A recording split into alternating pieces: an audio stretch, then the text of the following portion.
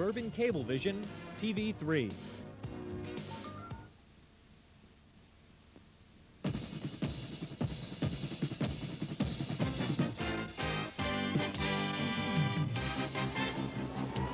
Kept in. Corcoran with the shot, and it's in. He may get him on the inside. Willie got him. Willie, yes! Pittsburgh and the Braves have a travel day. They will face each other tomorrow at Three Rivers Stadium in Pittsburgh. The Braves with a 2-0 lead in that best of 7. The Knicks sign John Starks and Anthony. Today on TV3, you'll get a chance to see one of the finest soccer teams in the state of New Jersey. We have come to Shimma Wexler Field at the campus of Scotch Plains Fanwood High School, where today the Raiders will host the Union Farmers in a Watchung Conference matchup.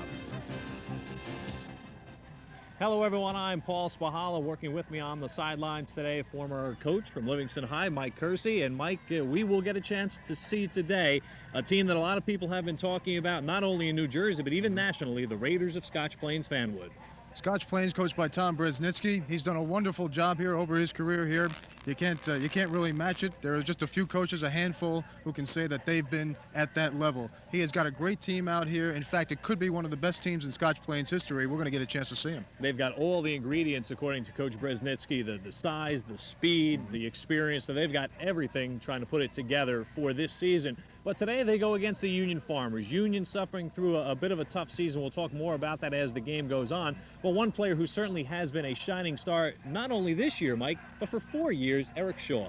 Eric Shaw, just a fine goalkeeper in his own right. He's been a 4-year starter, as you said, and if anybody's going to keep Union in the game against Scotch Plains, he's going to have an outstanding day. Union, of course, a young rebuilding team, and of course, Eric Shaw has to be the backbone. And offensively for Union, Dan Lopes, one of their best scorers. He's got 10 goals in their 10 games. We'll keep an eye on him offensively. Now, for the Raiders of Scotch Plains, we certainly could talk, Mike, about almost anyone, but really, we'll talk about the man in the backfield as we did for Union, and interestingly enough, Shaw and Brackie Reyes, former teammates. That's right. 2 years ago, they played on a New Jersey State team, under-17 team, so they know each other pretty well. When you take a look at Reyes and what he's done in his 3 years, 28 shutouts throughout his career. Of course, that's a Scotch Plains record. I'd have to say the best goalkeeper to ever come out of Scotch Plains High School. Should be a nice matchup today. We're going to get started in just a moment as the Farmers take on the Raiders. Are they the best team in New Jersey? You can decide for yourself as you watch them today. We'll be right back.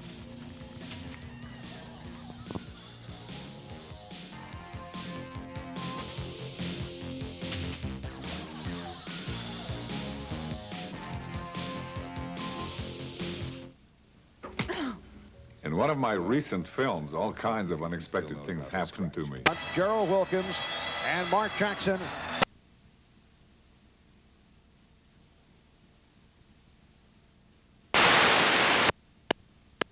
We didn't believe anything.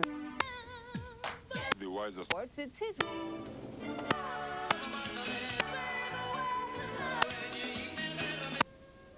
Pulling up. Says Darren. To hide. Story they see. Also has a role to play in the grazing succession. Arrange for a checkup. And don't let anything stand in your way. For hearing help information, call the Hearing Helpline toll-free at 800-EAR-WELL. That's 800-EARWELL. Earwell. Discover a world of better hearing.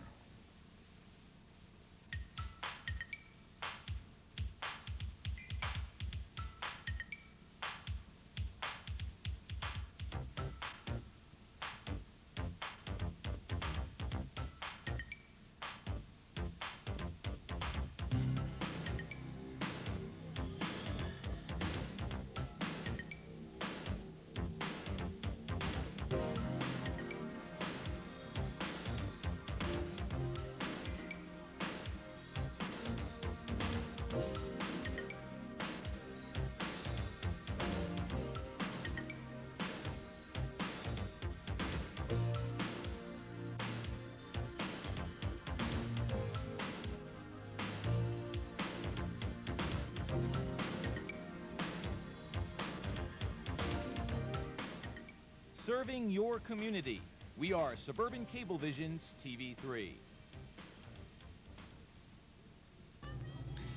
The latest Gatorade National Soccer Coaches Association poll shows the top 20 national rankings this way.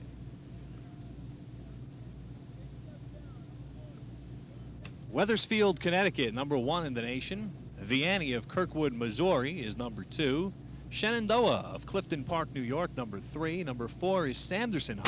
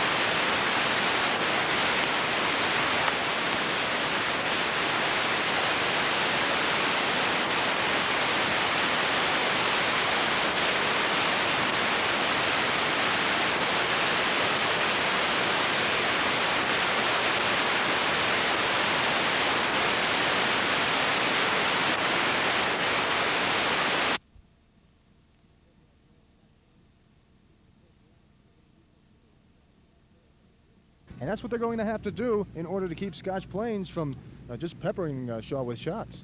The Farmers come in at 2-8. Chibjeski feels they played 2 of their best games of the year in losses. Overtime loss to Harrison and an overtime loss to Elizabeth. Coincidentally, both were 2-0 final scores.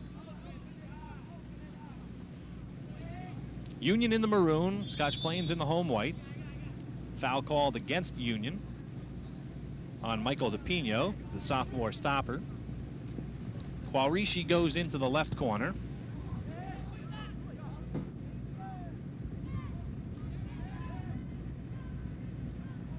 Right now, Scotch Plains keeping the pressure on. Off a Union player right in front of the Scotch Plains bench. There is Tom Breznicki with the cap. Brez in his 18th season as head coach of the Raiders. Won't be long before he gets to 300. 264 in the books right now. Far play up the right wing, looking for Brelinsky. Brelinsky has it in deep, crosses, and the return header by Avi Horev is just wide. Tom Breznicki was telling me beforehand that the problem with this team has been the finishing. They haven't been able to really get the ball in the back of the net. This is going to be a good test for them. There was a nice through ball there, but it didn't get anywhere. Marcovecchio chases it down for Scotch Plains, plays it back to Reyes. Brackie Reyes with 5 shutouts this season and 28 in his career.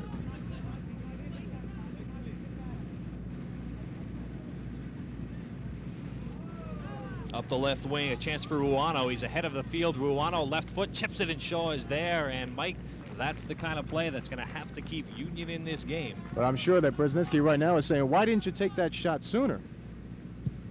Here it is again. Now he should have let the ball go right here. Instead, he dribbled it a little bit more, and it was too late. Shaw was able to cut down the angle a bit, and Ruano cut down his own angle.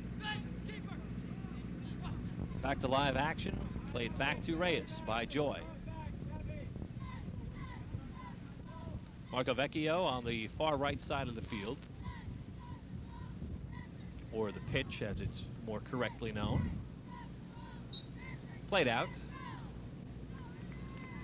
One of the things, throw in for Union. well, one of the things Scotch Plains has been doing well this year, of course, is moving the ball around, and they use the whole field, and that's what opens things up for goals, and we'll see that later on, I'm sure. Marcovecchio back to Reyes.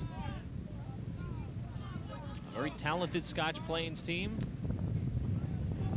Nice play by Union. That's Dan Lopes. We spoke of him a little bit in the open. Lopes had scored in 6 straight games until being shut out by Elizabeth. And in that game, he hit the post in regulation.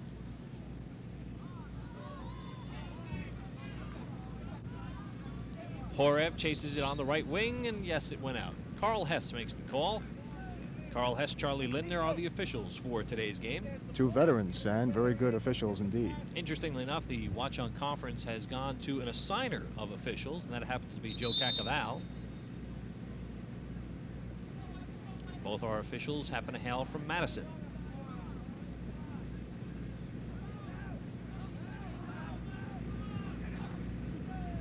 Chipped in, Shaw's going to come out of the nets.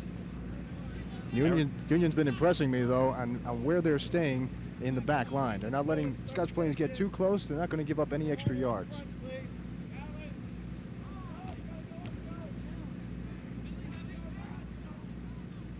Eric Finley plays it up ahead. Headed away there by Jakubowski. Now it comes to the near side. Zahid Quaraishi, number 6 for Scotch Plains. Makes a nice move around his man. Quaraishi enters the box. Too far, goal kick. Was a nice idea by Quaraishi. Went to the outside, went to the line. That's okay. If he kept control of it, he would have been able to get it back. He had men in the area.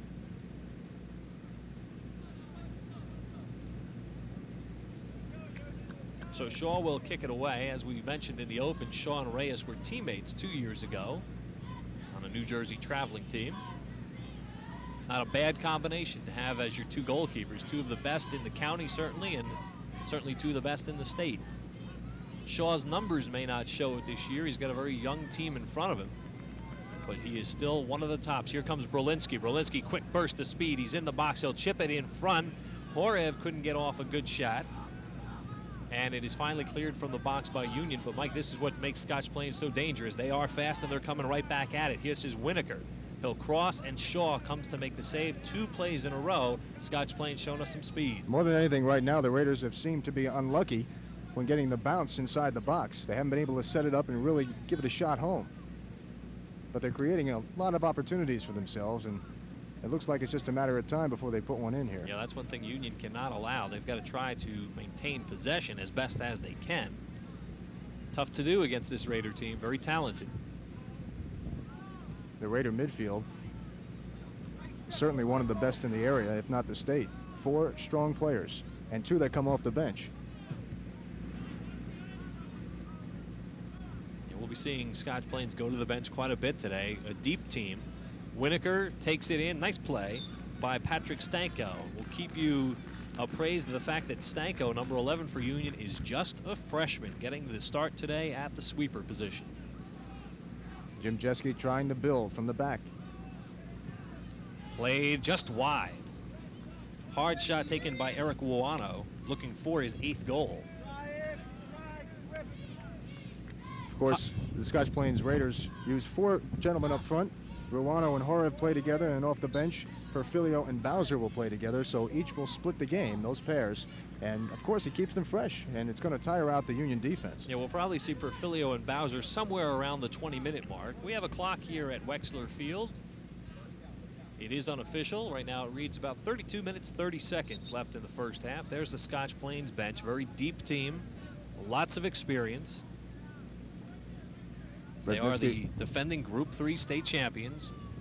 Long ball, headed away. There's Brelinsky. Brelinsky, 3rd team all groups last year.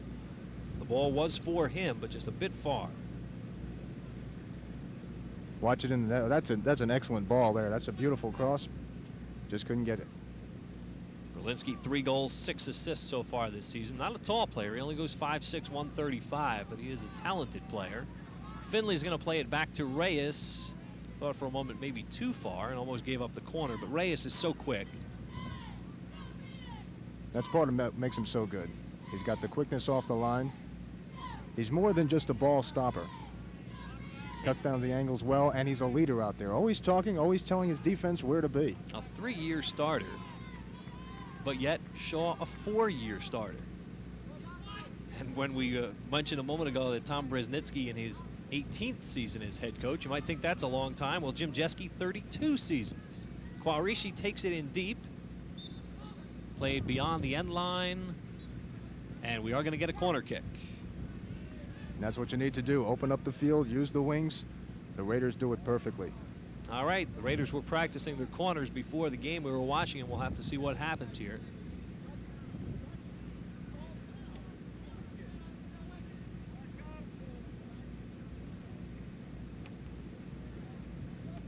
Brelinsky will put it into play.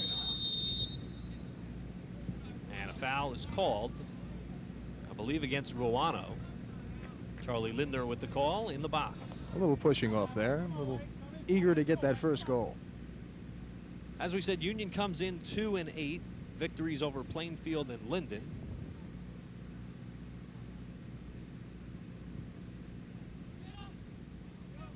They've been in most of their games.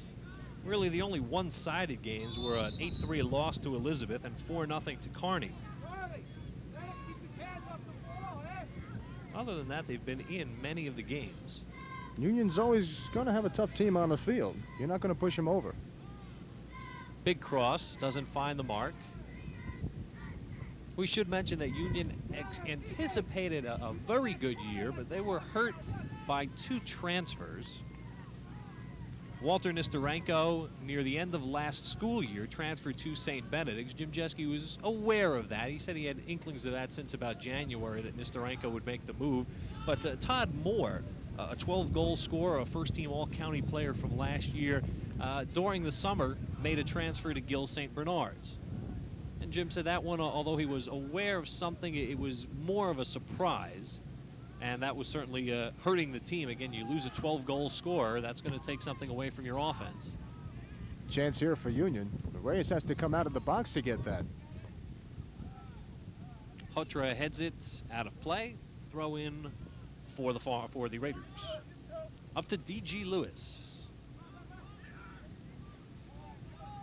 Long ball. Reyes will be the first one there. He'll wave off his fullback.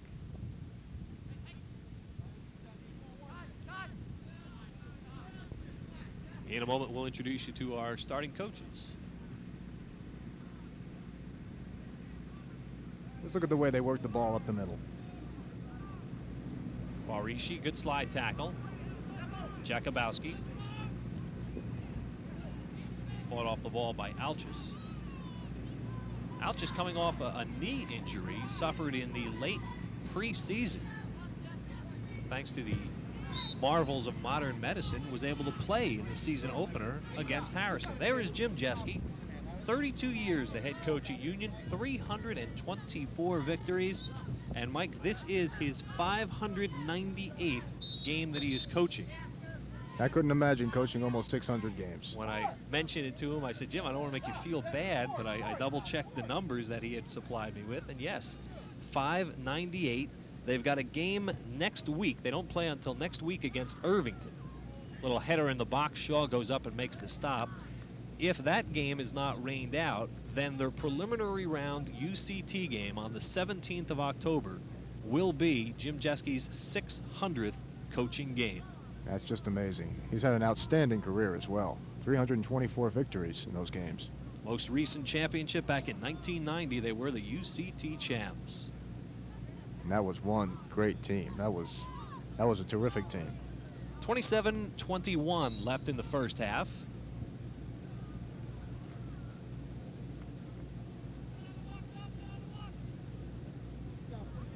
There is Tom Brzezinski.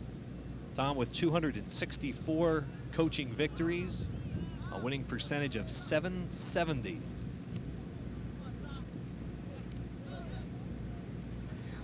Tommy right now, I'm sure a little frustrated they haven't been able to put one in the net. They've had a couple of good opportunities, but again, that's been one of their big problems is the finish. Now that record, impressive enough, 264, 74, and 12. Nice move by Horev in the box. He'll cross a little header by Ruano. and Shaw was up to the task. So a nice move by that combination of Horev and Ruano. Here's a look at it again. Watch this cross. This is a perfect ball. A perfect ball. The height level is right where you want it. The quick header. Shaw right in the right spot. Quaraishi slows it down. Crosses the play to Lewis. Lewis with a long through ball, and Shaw will make the stop. Again, you mentioned Brzezinski's record, 264 wins in 18 years, but over the last 8 seasons, the Raiders have been 139, 15, and 7. They are averaging less than 2 losses a year. And the results with the county and state championships, they show all that hard work. And when you consider they're playing a very good conference schedule, the ball is up to Ruano. Shaw comes out. Ruano chases the ball down beyond the goal line. That was really the only thing that Shaw could do on that play. He had to come out and cut down the angle, otherwise it would have been an easy goal. And there's the play by Shaw. That's why he's one of the best around. He had no defensive help.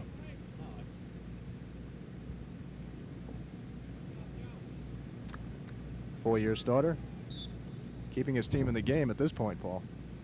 Pitcher during the spring, we mentioned that in the open. Jim, former assistant baseball coach under Gordon Lamatti. Marcovecchio, far side. He's a wrestler in the winter. Fine wrestling program traditionally here in Scotch Plains.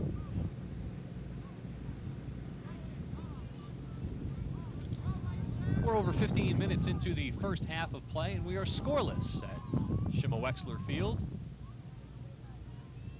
Field named, of course, for former Scotch Plains player Shimma Wexler, who died so tragically last year just before a game.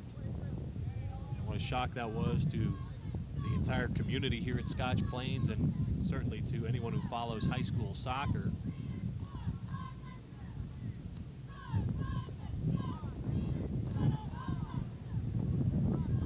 Alchus. Here come the Raiders. Defending Group 3 state champs. Do you notice, Paul, Union's content to stay back right now? They have 3 men playing the midfield area, and everybody else is back.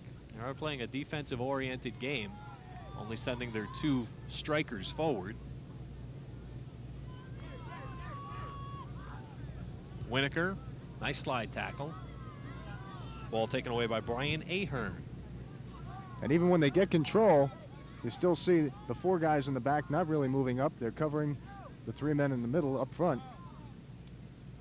So basically, I think what Jim Jeske wants to do here is just look for an opportunity, hopefully get something down the wing when they get the ball, and maybe get a break.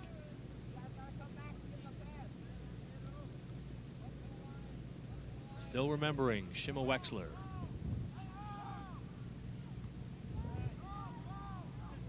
And here's a chance for Union.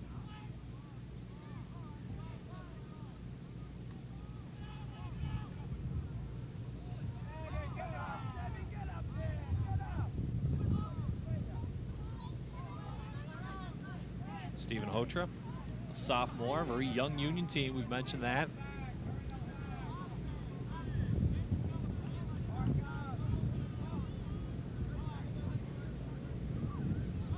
Brelinsky gets a nice break on the bounce. He'll take it in deep. Crossing shot. Shaw knocks it away. Ball still free. Quaraishi tries to center it. And finally, it is cleared away by Michael DePino. That was just a brilliant save by Shaw. There's no question about that. Just had enough to get the hand on it. And now he has to slide in front of Brelinsky. He's going to be an awfully tired young man by the end of the day. So far, pretty much a one-man show. Brelinsky right on the doorstep, and it was his crossing shot. It was more of a shot than a pass. Shaw tipped it away.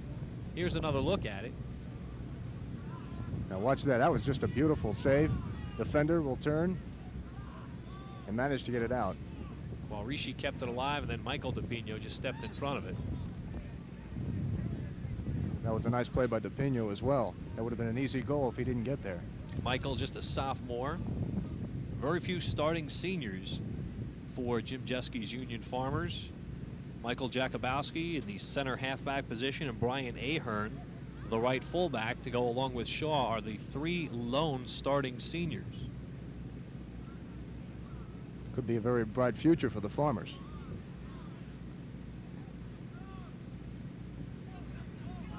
Almost halfway through the half, Scotch Plains is getting ready to make a 4-player substitution.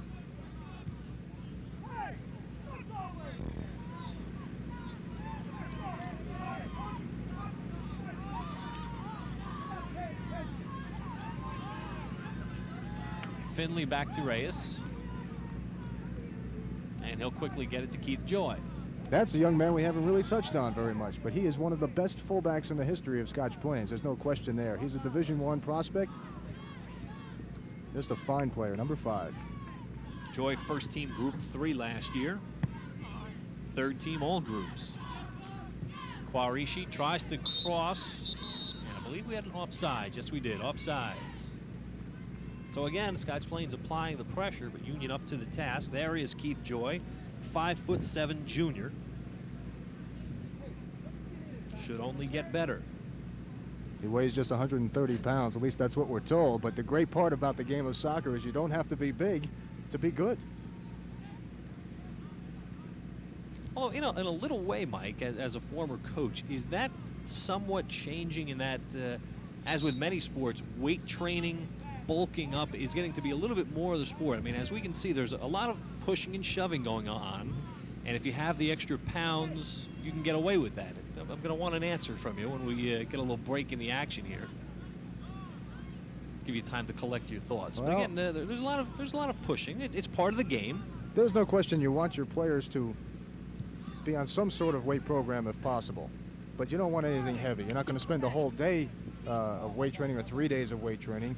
But you want them on the exercise bike, you want them on the weight machines, especially the strengthen the upper legs, because you're going to need that. You run around 80 minutes a game if you're one of the top players, and you want to get your speed. I think a lot of it is running, but it's good to be stronger, because mentally, when you look at it, even when I played, and in high school I was kind of skinny and scrawny a little bit, but when I went to college, I decided I was going to really work on my upper body strength a little bit and my speed, and you really need to work on the weights a bit.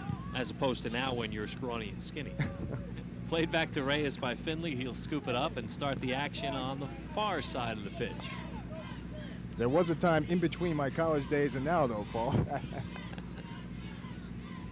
They used to use you as a goalpost when they needed.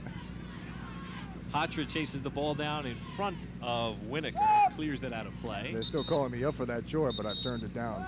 And Scotch Plains, as we had expected, will make a 4-player substitution, including 2 on the front line. Perfilio, Bowser is in, Russ Frame is in, and also Mike Vital. So 2 forwards, 2 midfielders are in for the Raiders.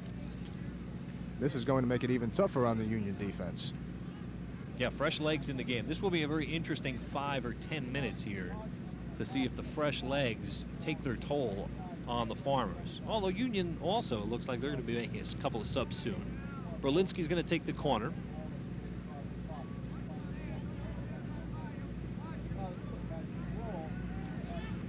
Far and just off the back of the net. That was a perfect ball by Brelinsky. That's exactly where you want to put it in that situation, on the corner of the 6-yard box. We're going to take a look at it. This is just an outstanding ball. Player coming in from about 15 yards away and hits it at about the 6-7 yard line. Marabuto and Rothbart are now in the game for the Farmers. I should say back in the game.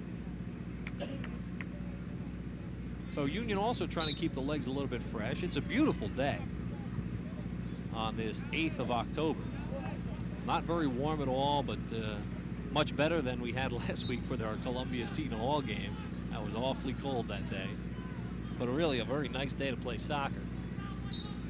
Not much wind at all, and a beautiful pitch here at Wexler Field.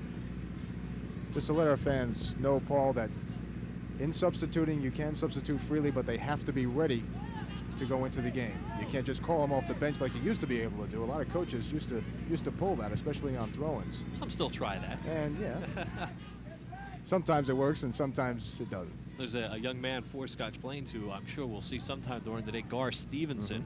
I saw him during practice. He has got an outstanding throw-in. He was tossing the ball from the corner to the far side of the post. I'm sure we'll see him during the day in that capacity. He's a big young man too, 6 foot, almost 160 pounds.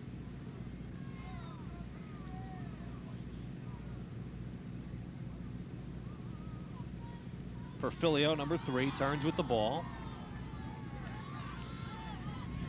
Perfilio, one of a number of Scotch Plains players who are multiple sport athletes. Ball goes through to Frame.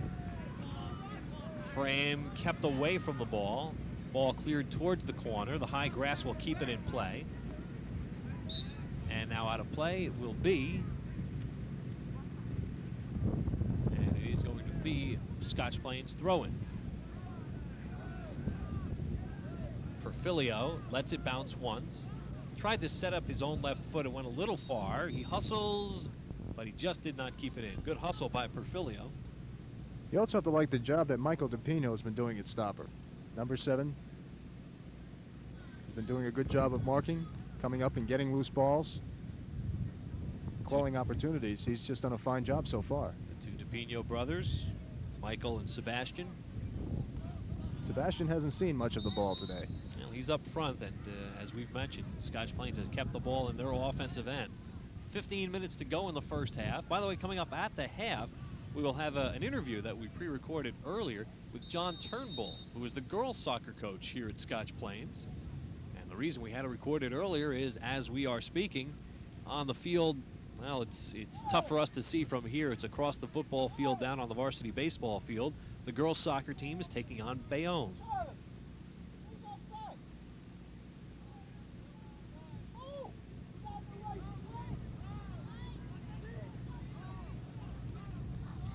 Too far for Reyes?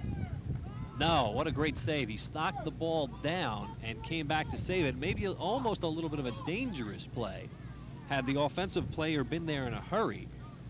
He was maybe just 2 steps away of making things happen over there. So a very interesting play, but Reyes with his speed kept it in. At this point, that's what Union's looking for. They're looking for an opportunity, maybe a break, maybe a letdown somewhere in Scotch Plains' armor to possibly put one in and change the events. Well, we saw that last week when we did the Seton Hall Columbia game. On paper, Columbia the stronger team, but all of a sudden Seton Hall comes in, scores the first goal of the game. And it was much too early to go into any kind of defensive posture at that point. As it turns out, Columbia came back with 2 goals and to win on a penalty kick. Brelinsky with a big opportunity here. He couldn't get around Shaw. Ball is still free and finally cleared by the fullbacks. Frame keeps it alive, and his shot wide left.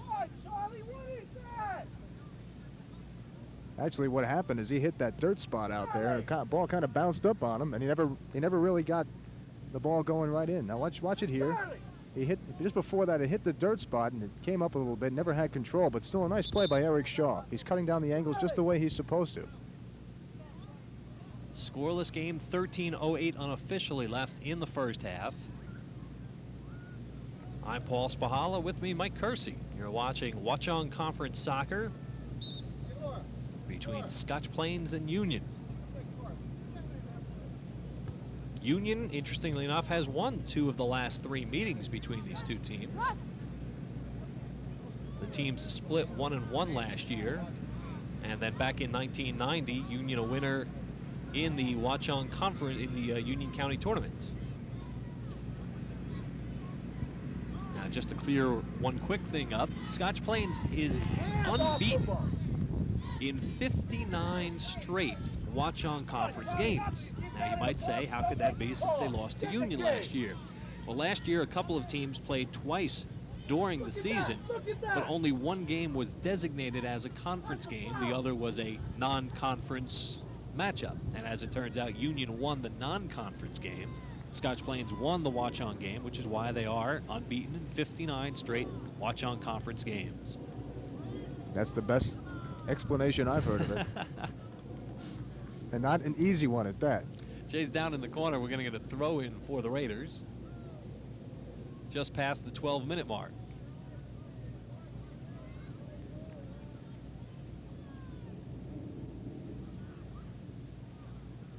Throw into Bowser. He tried to get it back to Brelinsky.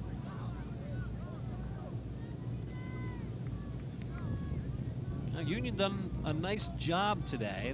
They've pulled off the trap a few times. Penalty called against the Farmers. Brelinsky's going to try to move to the middle of the field. Runs into a wall of Union defenders. Perfilio's shot hits a wall. Return shot again hits the wall. Vital. Shaw has to make the diving stop at the far post. They'll slide after the ball, and the foul will be called against Bowser. How much can you say about Eric Shaw right now? I mean, he's playing a terrific game. Here it is. That's just a great save. That ball headed for net. And then he goes out and stops the defender and winds up drawing a foul.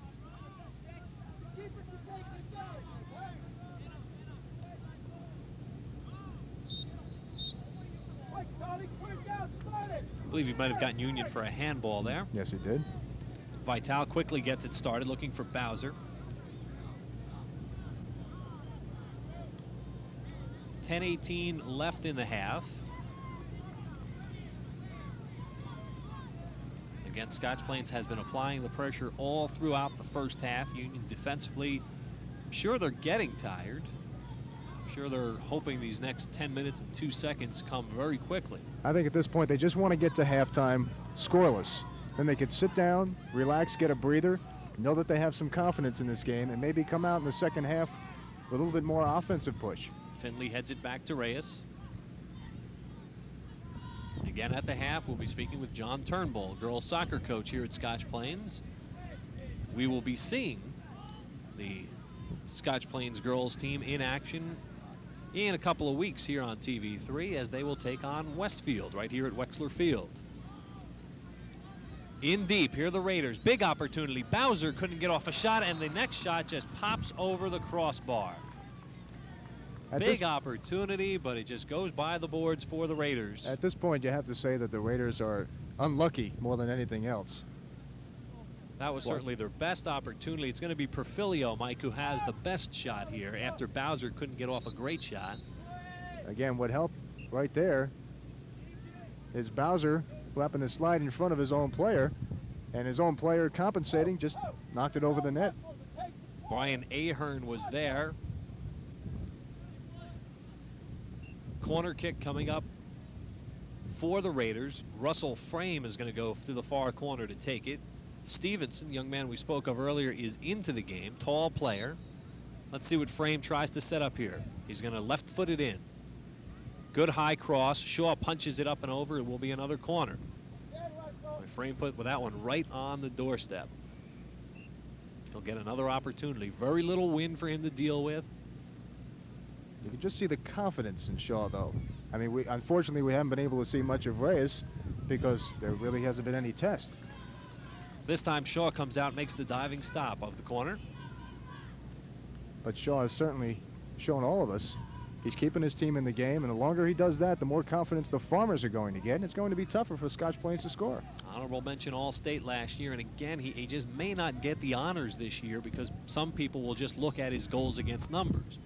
And you really can't do that. You have to look at a game like this where he has been just a force and certainly stopped 2 or 3 sure goals and maybe another couple of great opportunities. Perfilio chases the ball down, played out by Ahern.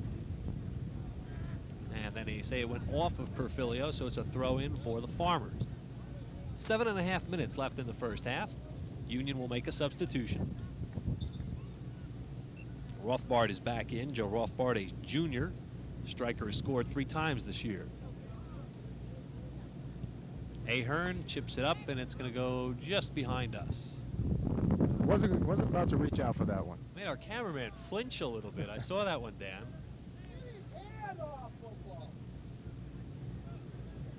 Out here with these two teams, boy, you see a contrast. You see one team, a veteran team, 9 returning starters, a lot of seniors on the team. On the other hand, you have Union, And they're rebuilding right now. They're playing a lot of youngsters. They're getting experience, and what better way to get experience than playing Scotch Plains? Mike, real quick, here comes Stevenson. Watch this throw-in. If he gets off any kind of good throw as he did in practice, plus he's got a little bit of wind with him, Gar Stevenson is going to put the ball in play. Beautiful toss. That's sometimes better than a corner kick because you can put it exactly where you want. He set that one up really nicely, about 12 yards out in front. Shipped back in by Vital, and Shaw with the easy stop. He deserved an easy one every once in a while. 6:04 left in the first half. Push from behind against Ahern. Scotch Plains will put the ball back into play quickly. Frame back to Vital. Good sliding tackle by Jakubowski.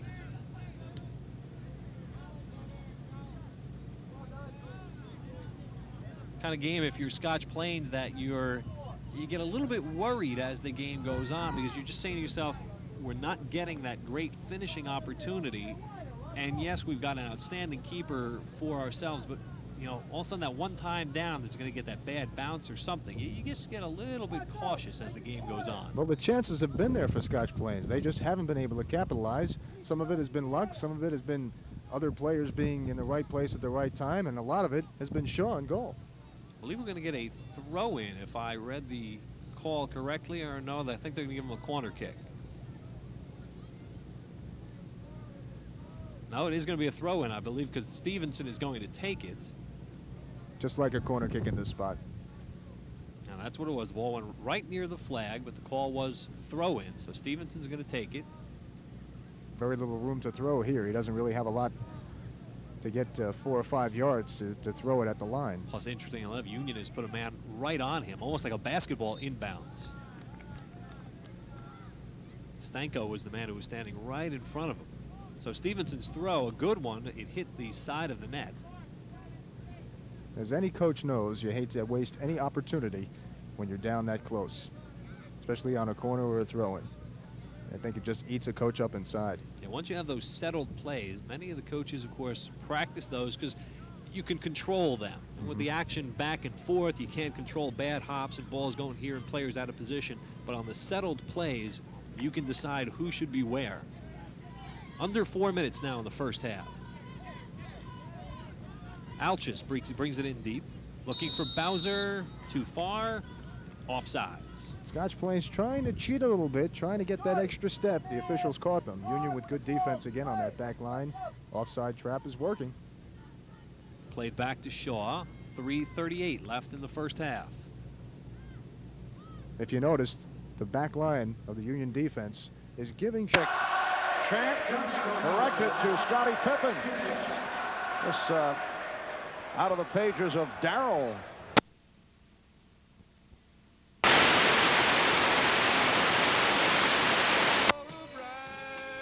People talk. Point momentum is. Winneker turns. Actually, a trouble. She costs.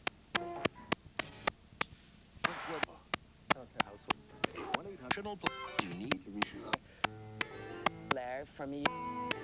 Like this is a moderate. The Christian faith, if you like, or the Jewish philosophy, or whatever, the faith.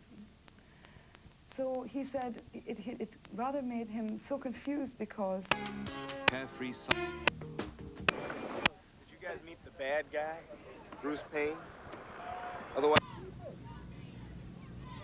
For the most part, Mike, Union defensively has not made any mistakes. You saw one little miss kick there, and that's the thing that could really kill them, a miss kick that opens up an opportunity. They haven't really done that. They've played the ball well. They've trapped it and just sent it the other way, and they get ready for the next wave to come in. Well, for a young team, they're really keeping their poise because, again, you have the experience on Scotch Plains' side, you have the size, and you have speed. And the speed is the thing that could eventually kill Union here. But right now, they've been able to stay with them. Nearing the 2-minute mark.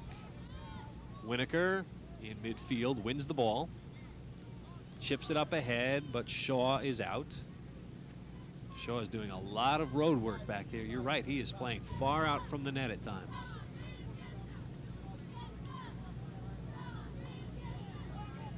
He miskicked that one. Let's see what Scotch Plains can do with this. 1:40 left in the half.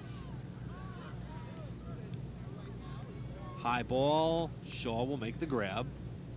Again, as you pointed out, the Farmers are not making any mistakes. Even when getting back to mark up and to cover their man, they're getting back quickly. Off the quick throw-in, they get right back and they cover their man, and the Union player was able to just knock the ball right out. It's the kind of thing where they have to almost play the perfect game in order to get through this one. And so far, I don't want to say perfect, but they've played an excellent game. They really have not made any mistakes, and Shaw has made up for the few that have occurred. Corner coming up for Scotch Plains with 1 minute left. The clock stops at 1. Now official time is kept on the field. Vital with the header right at Shaw. Carl Hess and Charlie Lindner have their watches going. We should be under 1 minute. Shaw will take as much time as he needs before punting the ball away. Hatra keeps it in.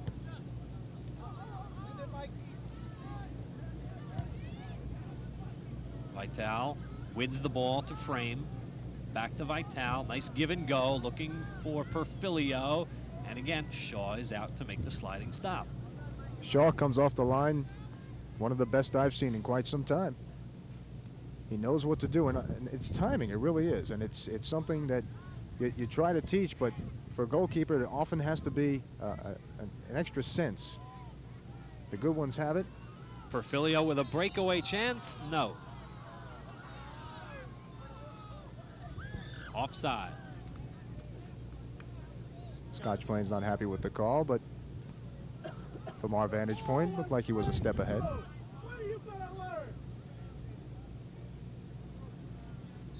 And that will do it for the first half of play. It has been a scoreless first half here at Wexler Field between Union and Scotch Plains. We're going to take a break, and when we come back, we'll have our interview with girls head coach John Turnbull. We'll be right back.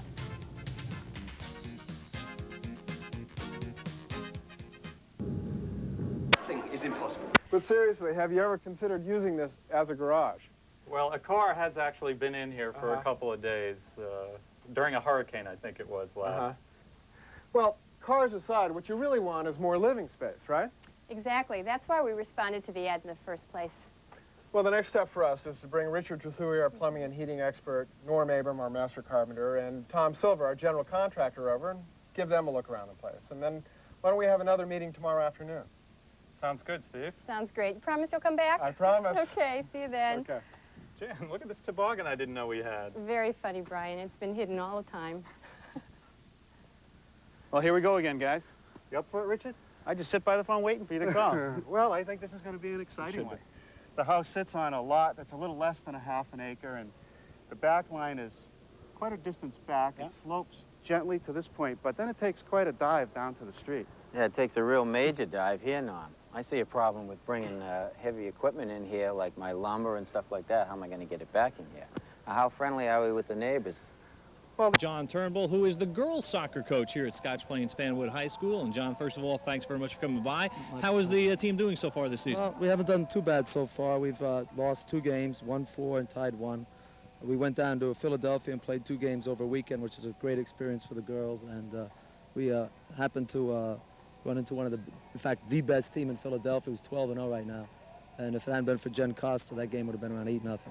So it's nice for a team to take a little bit of trip. Would have been nicer to come away with a victory, though. Yeah, well, we won Friday night. We beat Germantown Academy 1-0. They have the all-state goalie down there who's going to Villanova, and she made 28 saves.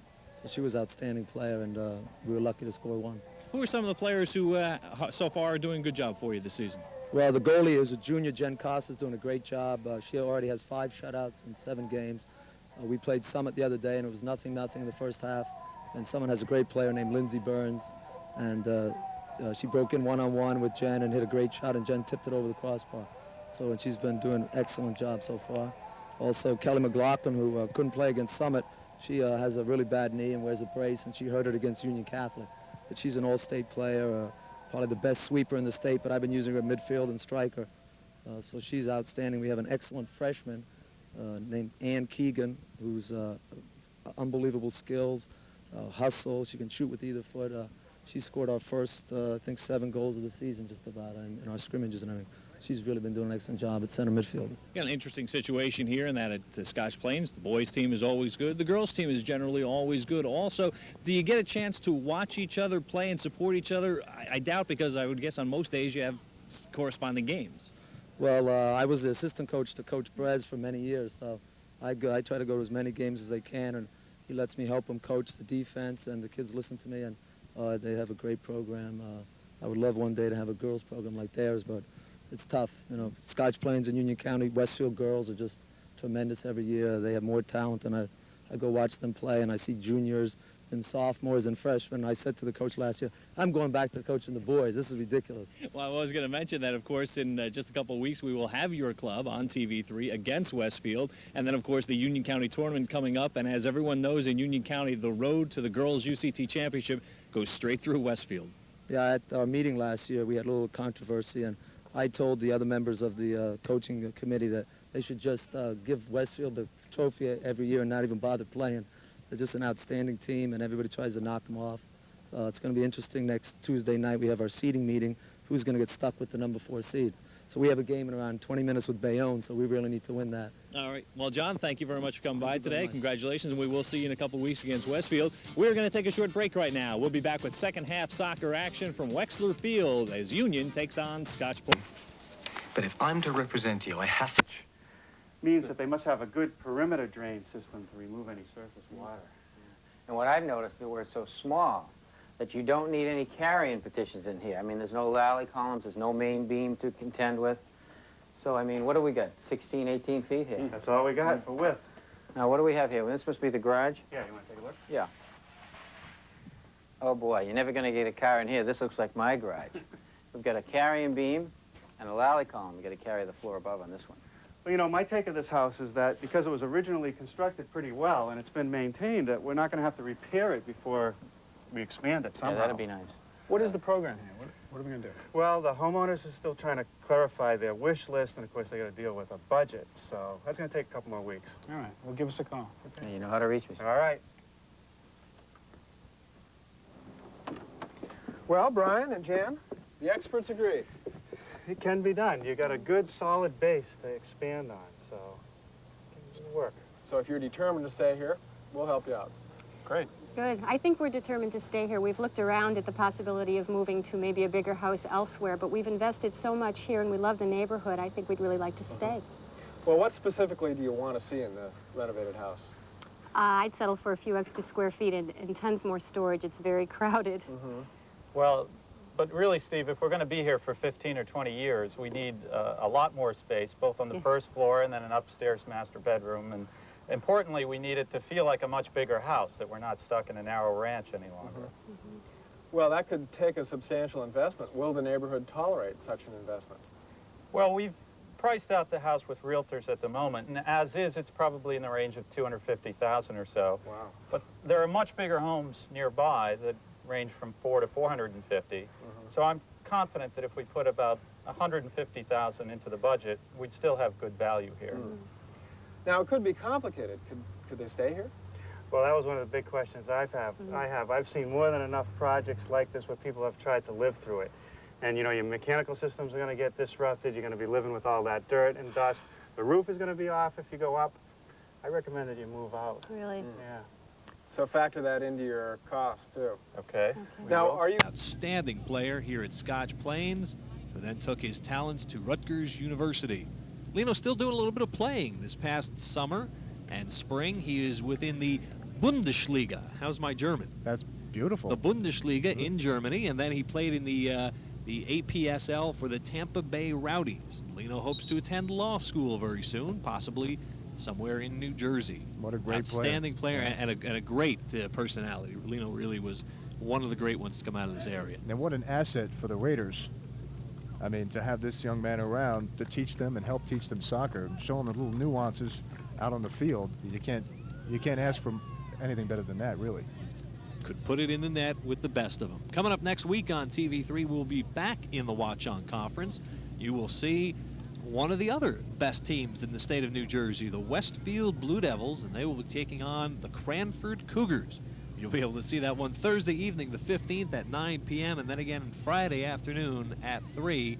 The Westfield Blue Devils, the Cranford Cougars. Over the past weekend, Westfield was tied by East Brunswick 0-0, and Mike, over the same weekend, Scotch Plains and St. Benedict's tied also 0-0. The thing about that game, I mean, besides matching two of the top teams in the state of New Jersey, you would have to take a look at the chances, again, that Scotch Plains did not finish. They had opportunities. They couldn't get the ball in the back of the net. That's been the complaint from Tom Brzezinski, and you have to take a look at what's happening now. They still can't get the ball in the back of the net against Union. That's got to be frustrating right now to the Raiders. They have come out fast, however. Let's see what the Raiders can do, and they have put everyone up front. They've got 5 forwards up. Stanko misfired. Shaw dives out for the ball.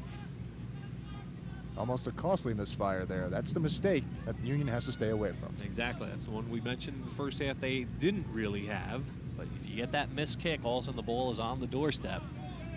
I'm sure the Raiders had quite a lecture at the half from Tom Brzezinski. We'll have to see how they come out here in half number 2. They came out fast off that opening faceoff. Let's see what they do the remainder of this half. I wouldn't think at this point that Jim Jeske would try to open things up a little bit. I think right now you still want to play back a little bit. If you want to open things up, maybe 20 minutes left in the contest, that's when you start. But right now, keep the confidence going, maybe work for a break. Alchus looking ahead to Horev. Horev with the left-footed shot, and it's high. It was a handball. I don't know whether it was not seen or whether the officials felt that since Scotch Plains still had control, let play continue. Either way, Horev got off a clean shot. There was no distraction, and he sent it high. It's a good possibility it wasn't seen. I think if I was out there, it was pretty obvious to call. Opening moments, second half. Scotch Plains and Union scoreless. Marcovecchio will throw it in. Boy, the Raiders really have come out fired up here in the second half. As we get a chance to in this half, we'll talk a little bit about the upcoming state tournaments. Hard to believe that it's really getting close to that time of year for seedings and such. But Mike, before we talk about specific teams, this is a style of play that not only Scotch Plains, but really the better teams in the state will see as we go through the states. Teams playing more defensive. And I'm not saying that Union is trying to do this today since we don't have this, but teams that will be willing in the state tournament, hey, take me to the penalty kicks. You know, what's funny, a lot of people say... Foul just outside the box. That's right. I'll talk about that in a second. Joy sets up the left foot, and Shaw dives, corner. What I wanted to touch on, though, on that point, when you take a look at playing defensively, people will watch the game, they'll watch other teams playing defensively, and they'll criticize. But that's still a part of soccer. That really is. I mean, you like to see an open game, you like to see an attack, but if you don't have the team to do that, and you know your opponent has that kind of firepower, you got to do anything you can to tie or win. Ball played out of the box by the fullbacks. And right there is an opportunity. If that ball got passed, Union had a chance. They could have had a possible breakaway. That's what the Farmers are looking for. That's what a lot of teams look for when they're playing a team that's a bit quicker than they are. Offsides, good trap by the Farmers. But again, once we get towards the state tournament, you'll see more and more of the really good teams, especially in the opening rounds, being taken into the penalty kick phase because as I was speaking with Tom Brzezinski, you know, I could get 5 guys from our production crew here, and I'll take on the Raiders 5-on-5. At least I've got a chance to win a game in that kind of situation. I've been in that situation before, and I'll tell you what, as a coach, and I'm sure Brzezinski and Jeske would tell you the same thing. There's a push there. Obvious push. You don't want to get the penalty kicks because anything can happen, especially if you're the better team. If you're the favorite, you outplayed the other team, you don't want to get the penalty kicks.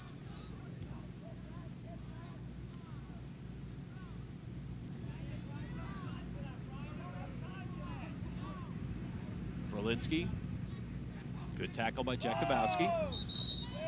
Penalty against Lopes. Pace is picking up a little bit.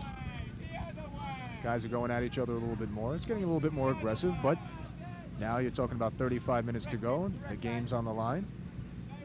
Works in Scotch Plains' favor. Again, we feel they have the fresher legs. They substitute a little bit more, and again, they've been on the attack more.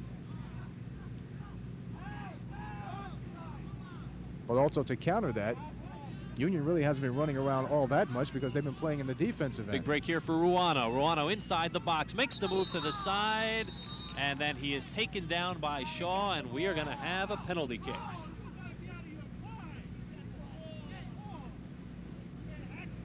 Let's take a look at it here, Paul. There's really no doubt about the call.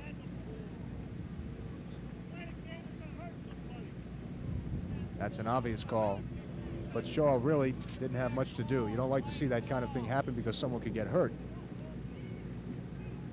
So Winneker, Josh Winneker, the senior, who scored 4 times this year, had 10 goals last year, he will set it up against Shaw.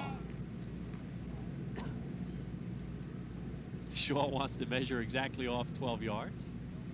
Playing a little bit of a mind game here. And that's all right.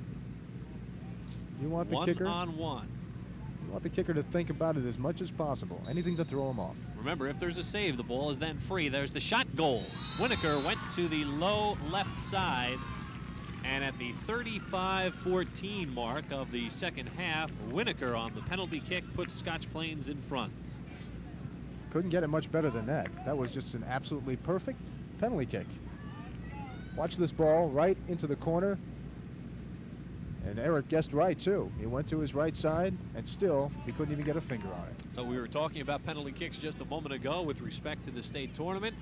Winneker, with a penalty kick, puts the Raiders in front 1-0. We know one guy who looks like he can get it in the back of the net. And interestingly enough, and this comes as no surprise and no great coaching strategy, but as we get closer to the state tournaments, you'll see more and more teams practice their penalty kicks. Things will have to change a little bit now for Union. Down a goal. Now their tactics, their strategy, they're going to have to move around a little bit, put another man up front, try to open things up. And there might be a moral victory in a 0-0 tie, but there certainly is none in a 1-0 loss.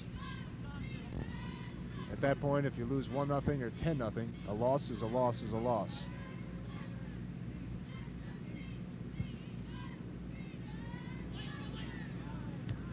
We'll have to see if the Farmers open it up offensively a little bit. 34-27 left in the first half. Scotch Plains 1, Union 0. Mike, who are some of those names who might give Scotch Plains a little bit of a battle in Group 3? Well, you would have to think Morristown will be up there. They're not a surprise anymore. I think a couple of years ago, people were saying, wow, Morristown is surprising. Header and played underneath the player. Dangerous play has been called. So we're going to have a direct from about 16 yards. And Union with a big scoring opportunity, not really a great opportunity. And time has been called. Union wants to get an exact 10. There's absolutely nothing wrong with asking for the 10.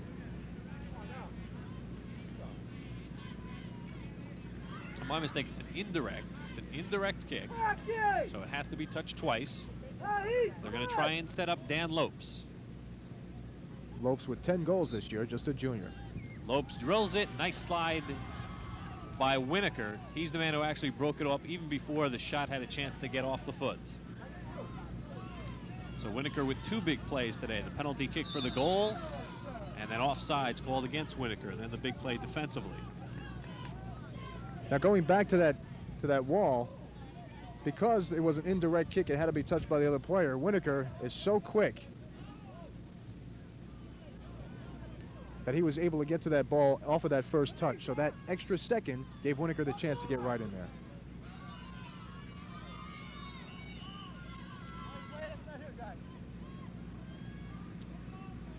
Winneker takes it in deep. He enters the box from the left side. Ruano turns and fires. His shot deflects out of play, out of the box. crossed by Marcovecchio.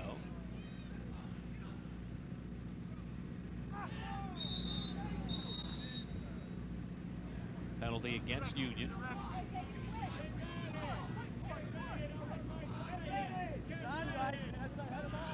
Winneker onside, chips it in front. And a goal is called. Or did we just get a stop and play? Well, he put his arms up, which and I believe is a goal. I thought it just hit post. We'll have to see that again to see if it was on the inside of the post. It went off of Scott Barnes, the defenseman. And it would have been an own goal. I thought it hit post. I did not see any ripple of the net. That is what Carl Hess and Charlie Lindner are talking about right now. Well, that ball bounced directly back out, which surprised me that it was called a goal. And I believe the call of goal is going to stand. At 32-24, an own goal.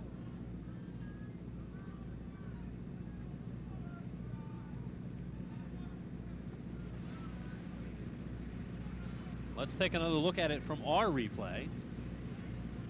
Well, we'll set that one up and get a better look at it.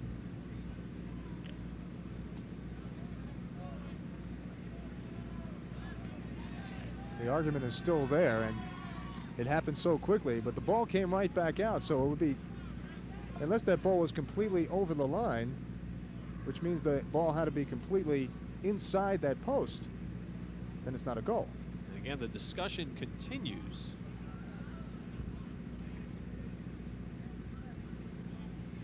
Here's another look at it. I believe the call's already been made. Even though the keeper is standing there, the call has already been made because you can see everyone is looking at the whistle. Well, they're trying to explain to Eric Shaw and company exactly what they saw to call that a goal. The players certainly are pleading their case for the Farmers. But at this point, the goal will stand.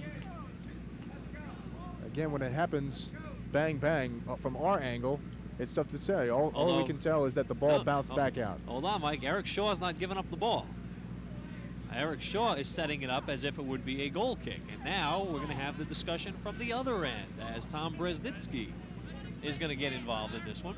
Again, the ball, from that angle, I've never seen a goal that the ball was in and then came right back out to the goalkeeper off the post. But there's a first time for everything. Again, the ball has to be across the line. Since the line is even with the post,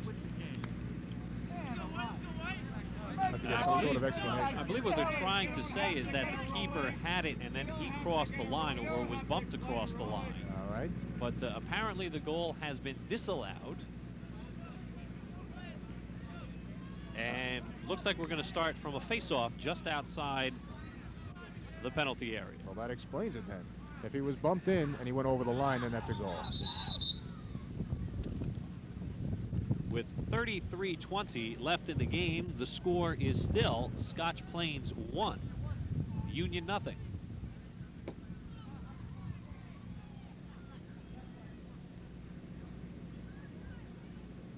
So no doubt this has been a very interesting last 5 minutes.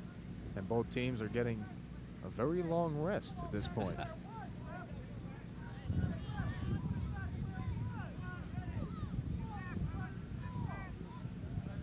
It'll be a drop ball. The ball will have to hit the ground before either one can kick.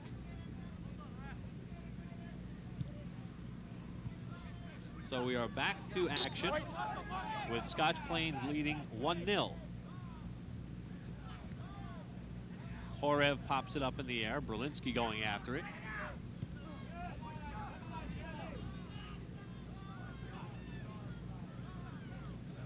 So an interesting turn of events, but our score stays Scotch Plains 1, Union nothing. It's not often you see a goal called and then be disallowed after discussion. Sebastian DePino plays it up ahead.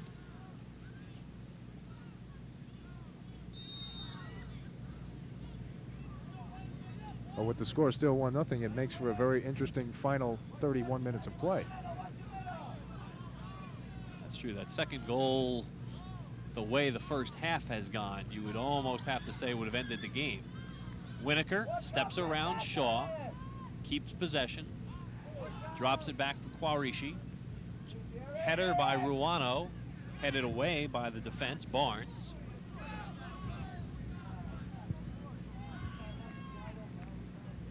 Long cross, nice play by Quaraishi to save it off the end line and chip it in front, and Shaw had to be quick to make the stop. If Shaw didn't make that stop, there were two men there that would have been more than happy to put that ball in the back of the net.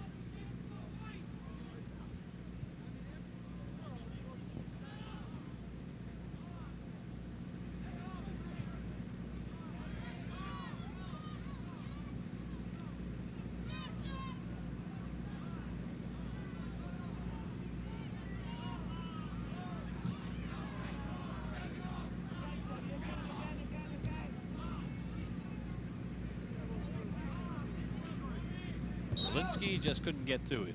Over the touchline, throw in for Union. The pace has certainly picked up since the first half. Much different second half. Alchus with Lewis on his left. Too far. Dooner will chase it down for the Farmers. His outlet pass knocked down by Brelinsky. Brelinsky tries to keep it alive. Pops free. Dooner plays it away to Marcovecchio.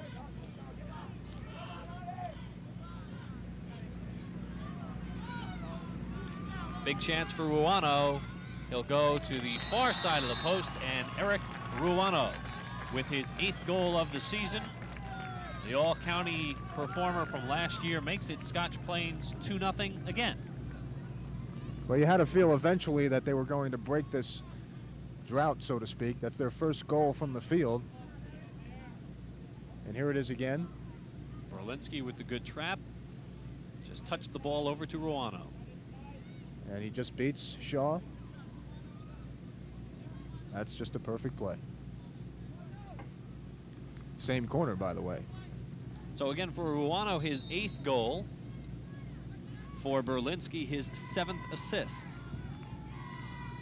And now the Raiders up 2-0. Things are getting a little rough out there. Winneker tries to run onto the ball, and Shaw comes up with it. What happens now when you get to this point and you're down by 2 goals? The rivalry really starts coming out, and you start getting a little bit tougher, a little bit frustrated, a little bit tired. For many years, Union had the better of this rivalry. First 22 games that Jim Jeske coached against Scotch Plains, the Farmers were 20-1-1. 20 wins, 1 loss, 1 tie. Then when Tom Breznicki took over the Raiders, the strength of the series shifted to Scotch Plains, 14-10. As we said, Union had won 2 of the last 3. Apparently that will be now evened up at 2-2 through the past 4 games. Overall, you have to say this has been a very clean ball game. Nicely played ball game, again dominated by the Raiders. Very few chippy fouls.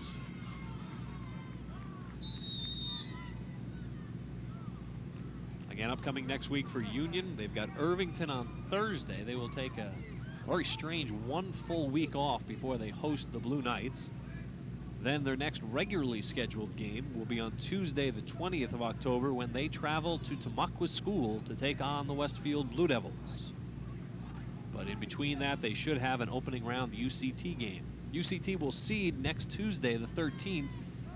All things being equal, it will come down to Westfield and Scotch Plains, apparently each with no losses and a tie. We have a whistle,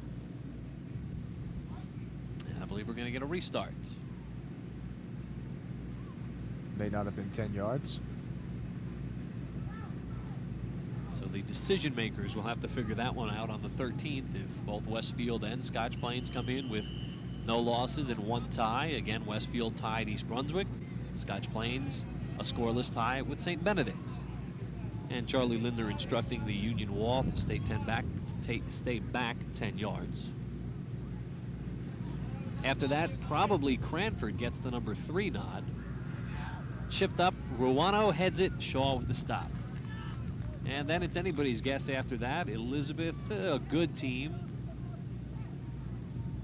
They've given some teams some battle, but again, 1-2 Westfield Scotch Plains. Take your pick, put them whatever way you like. I'd be very surprised if you didn't find those two in the finals. Brelinsky takes it in deep, gets around 2 men, tries to center it for Ruano. Played away by Jakubowski. He's played a very good game. Jakubowski is senior. He's a shortstop on the baseball team in the spring. And he cut that one off up the middle, you might say.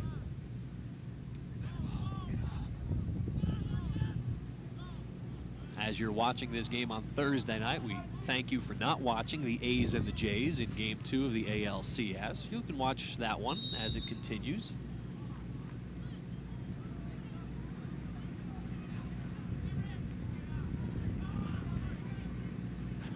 But make sure you watch the next 2 between the Braves and the Pirates, because the way that one's going, that's all that's left in that series. Throw in for Union. You almost feel bad for a guy like Jim Leland, though, don't you? Yeah, he deserves a little better, but boy, the Braves are good. There's no doubt about that. But boy, the Pirates just can't seem to put it together, and that really just starts to stick with you after a while. 2-0 lead for Scotch Plains.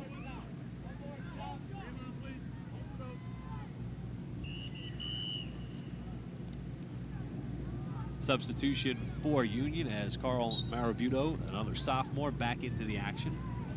Barnes will throw it in.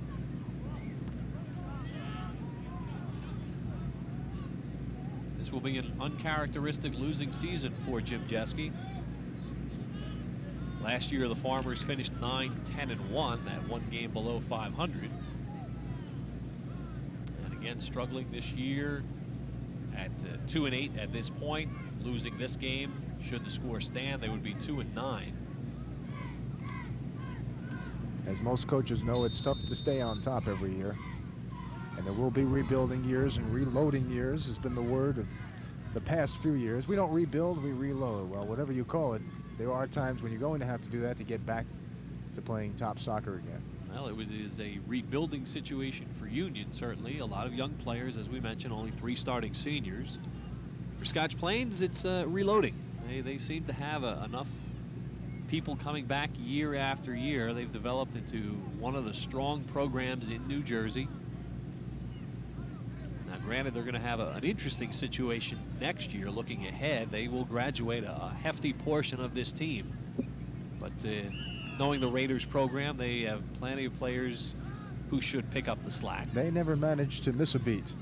For instance, Eric Finley, who just cleared the ball away as the sweeper. He's a junior. Keith Joy is a junior. Eric Ruano starting up in the forward spot as a junior. So of the starters that we mentioned today, only 3 of them are juniors. But of the other players we've seen, Perfilio is a junior. Russ Frame is a sophomore. So again, the nucleus is there for continued success. Deep in the quarter, Avi Horev looking for Ruano. In goal, Brackie Reyes will, of course, not be back next year, but they do have a young man, Vecchione, who broke his leg in the Kearney game. He's just a sophomore, and Brzezinski's very high on that young man. Lee Vecchione, 5'11" sophomore. Brelinsky has a step on his man. He'll take it into the box. Hard slide tackle, and we'll have a goal kick. It is so hard to stop that kind of quickness.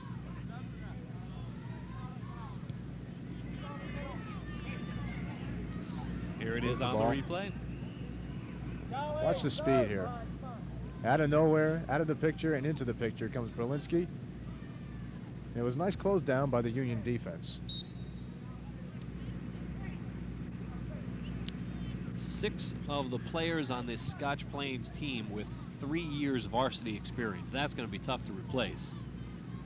Reyes, Brelinsky, Ruano, Joy, Winneker, and injured on the bench, Amit Dogra, torn ankle ligaments in the Kearney game. He will probably be back by the end of the month. He'll have to reclaim his starting right fullback position. So far, not much to complain about when it comes to the Scotch Plains defense. They really haven't been tested today. Header punched up and in. D.G.Lewis, the senior, with his first goal of the season.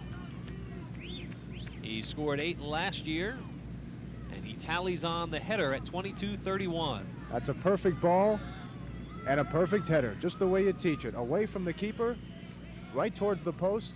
That's exactly what it did. Hit the post and bounced in. Senior D.G.Lewis with the header makes it 3-0 for the Raiders.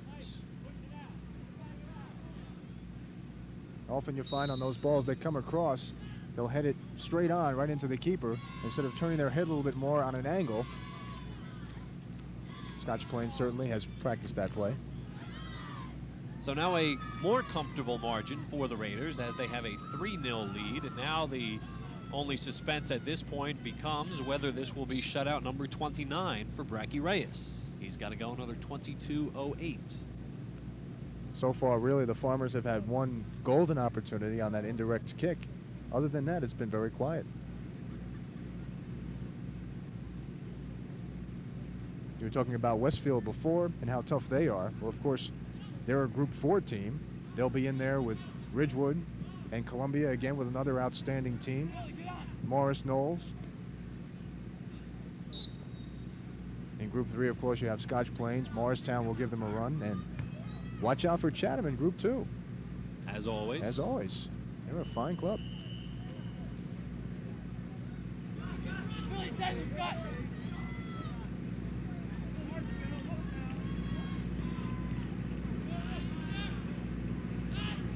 Years ago, there were some questions when the two Chathams merged, Chatham Township and Chatham Borough. Hey, they're going to be moving up a group. Let's see what happens now. And I really didn't miss a beat. They just keep going along.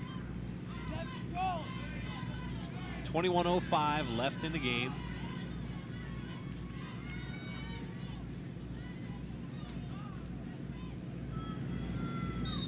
Finley with good hustle along the far touchline, but he did just go over.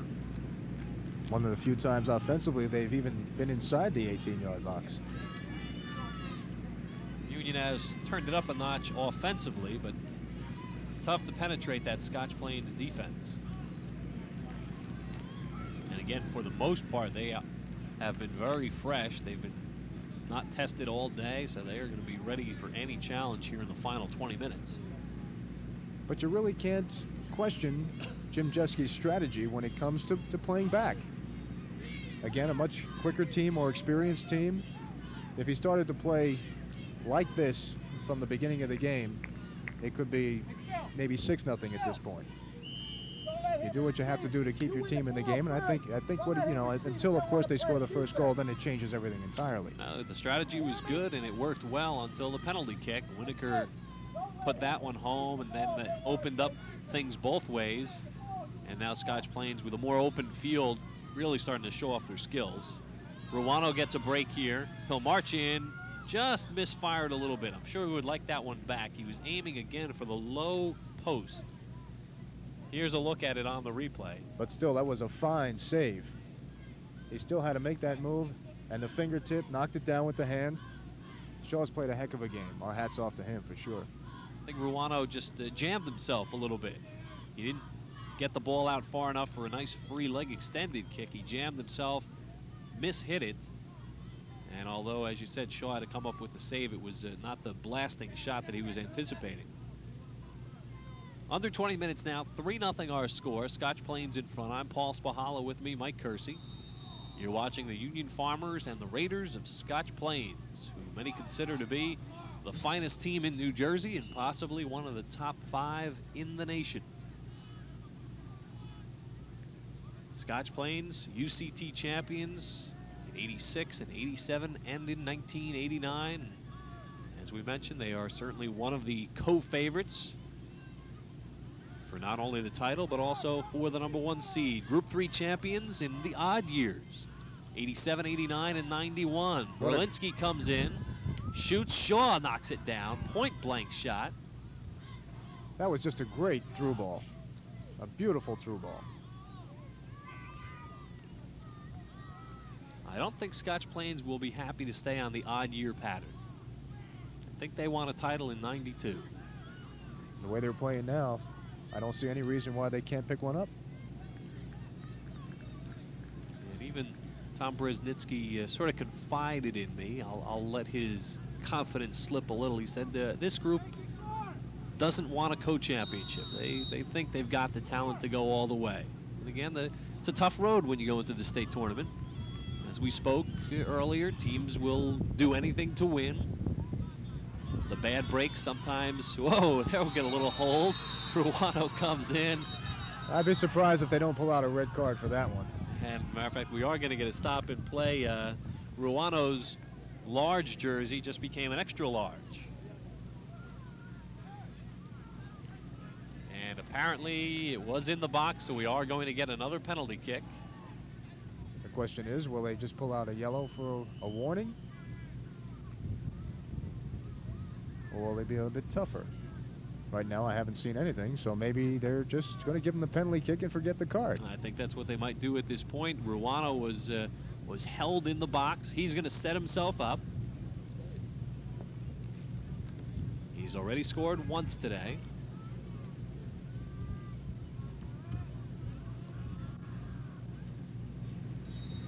Shaw is ready. And Ruano goes for, again, the low left side. This time Shaw guessed the wrong way, and when he saw the ball go the other way, he knew he had no shot. That's the reason for the non-attempt at diving after the ball. Normally goalkeepers will guess one way or the other.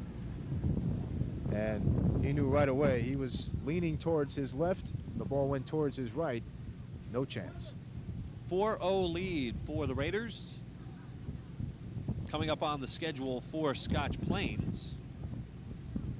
Got a couple games in the near future that should challenge the Raiders, including a big matchup with East Brunswick in the near future. And then at the end of the month, on the 29th, as a matter of fact, while we are here at Wexler Field televising the girls' game between Westfield and Scotch Plains, Scotch Plains will be at Tamaqua School in Westfield for the boys' game. That East Brunswick game coming up next Thursday, the 15th. And that will be at East Brunswick.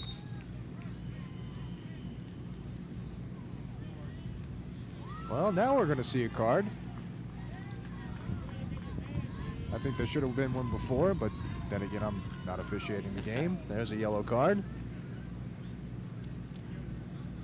So on the yellow, Marabuto will have to leave the game momentarily. Marabuto, just a sophomore. And again, the frustration for the young team being felt now. They played an outstanding first half, but the second half and the experience of Scotch Plains has just started to take its toll. It's a 4-0 game. Again, the Farmers will learn from this. You play a team like Scotch Plains, you come out of the game, and you learn an awful lot. Quaraishi comes in, short distance, shoots. Shaw knocked it off himself, off the post, and then he made the save. Might have been the best save of the day for Eric Shaw. I'd have to say that Shaw's he's had a brilliant game. There's really no other way to put it. Watch now this. Watch the way he plays this. Save, touches post. It, and he has the presence of mind to grab it. And there he's got it before it goes near the goal line. What an effort. Again, you read about this one tomorrow in the paper. If you just see a score, you're going to see 4-0.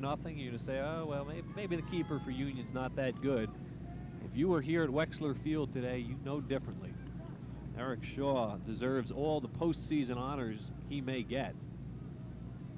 And one of the things that, unfortunately, and it happens in many sports, one of the things that will hurt him is that he's sharing the same county with an equally outstanding keeper in Brackie Reyes. We haven't had a chance to see much of Brackie, but I'm sure down the road in the tournament, you'll see an awful lot of what Brackie can do. Yeah, no doubt about it. He is an outstanding one also. Really not tested at all today. 4-0 the score.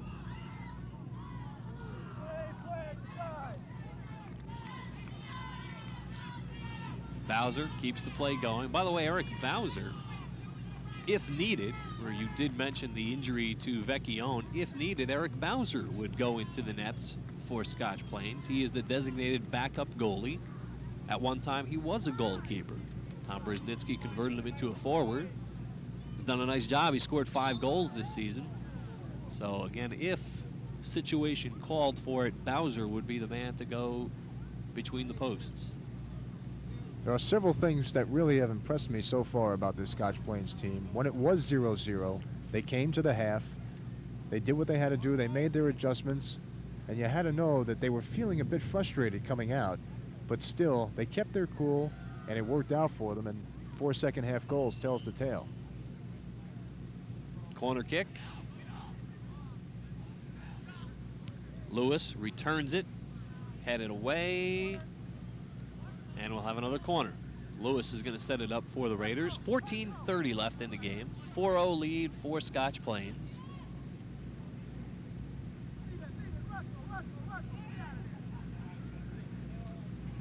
And finally, the Raiders decide who's going to take it.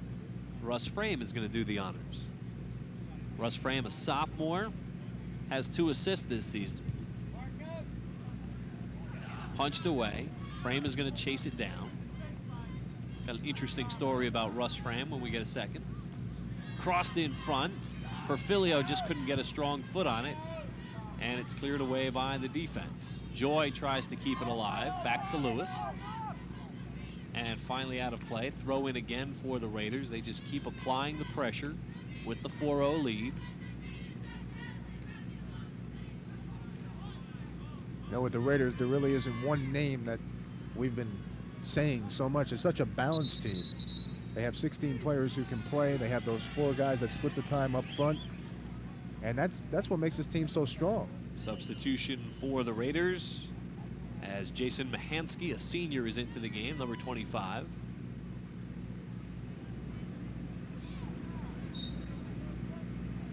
Keith Joy comes out.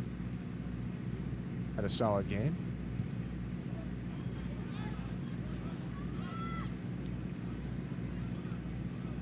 Frame plays it near midfield.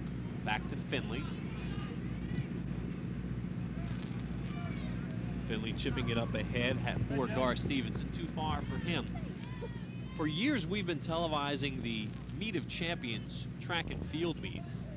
And as we look through the record book, the record in the discus, established in 1969 by a Union High School athlete named Russ Frame at 192 feet 8 inches. And I happened to ask number 2 for Scotch Plains, Russell Frame. I said, any relation there? And he said, yes, that is my father.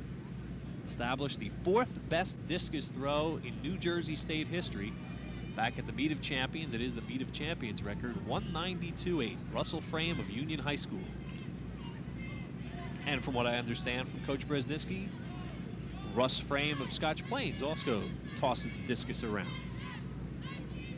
Apparently athletic ability runs in that family.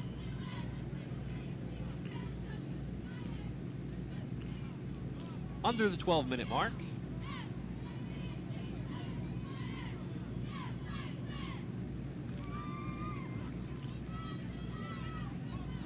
Ball taken away by Michael DePino. There's the contrast again we spoke of. Union only starts 3 seniors. Scotch Plains only starts 3 players who are not seniors. James Kudrick in the corner. Nowhere to go there.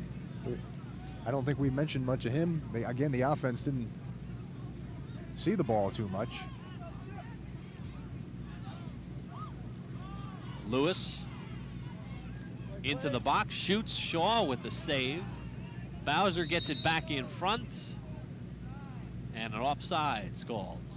What's happening now is the Union defense is just playing out, getting tired. Watch the save again by Shaw. One-on-one. Got those hands up quickly. Cut the angle down a little bit, but again, it wasn't the kind of shot that Lewis wanted either. Nearing the 10-minute mark. 4-0 lead for Scotch Plains.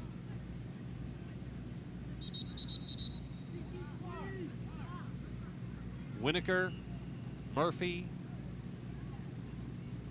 and Kelleher are in for the Raiders. Coming up this weekend on TV3, our lone football game will be from the Prep Conference as unbeaten Montclair Kimberly Academy, they've yet to allow a point, takes on unbeaten Newark Academy. They've yet to allow a point. You'll see that one Saturday evening at 10:30, Sunday night at 7:30, and then again Tuesday the 13th at 2:30. Something's got to give up at the Livingston campus of Newark Academy. Both are averaging over 30, and both have recorded all shutouts. MKA 2-0, Newark Academy 3-0. And again, that's coming up this weekend on TV3. Originally, we had planned to show you the matchup between South River and New Providence as Reyes comes out, punches the ball away.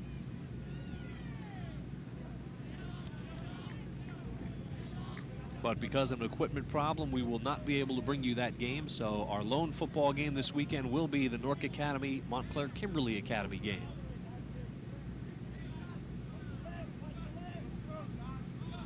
We will, however, have highlights of the South River New Providence game on scoreboard Saturday evening. So you will see highlights of that interesting matchup between New Providence and South River. In the penalty box, Kelleher chases it down. Steps over his man. And we're going to get a restart from just outside the box. Raiders keeping up the pressure on a tired defense, and I tell you what, a coach's nightmare is seeing all that speed in that white uniform.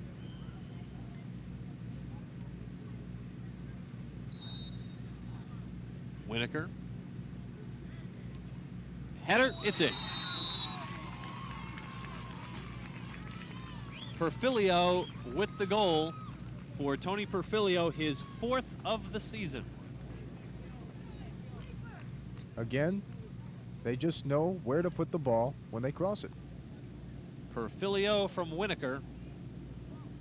There it is. Had 2 men right there in front of the Union defenders. They got to Perfilio, and he just nailed it. Takes a lot of practice to get it right. Hit that ball on the head exactly where you want it to be. And to snap that head and put it in the direction you want it to be with that kind of power. For Winneker, his 3rd assist of the year. Remember, he scored earlier on the penalty kick. Winneker, a basketball player, as is Perfilio. So the 2 basketball players match up for the goal. 8:13 left in the game. By the way, one thing that we haven't mentioned, which we should, it certainly made the papers the other day, but a theft of 87 soccer balls from the press box facility, the press box storage area, over the weekend. 87 soccer balls that were used mainly in practice. Some game balls, certainly, were stolen from the Scotch Plains program over the weekend.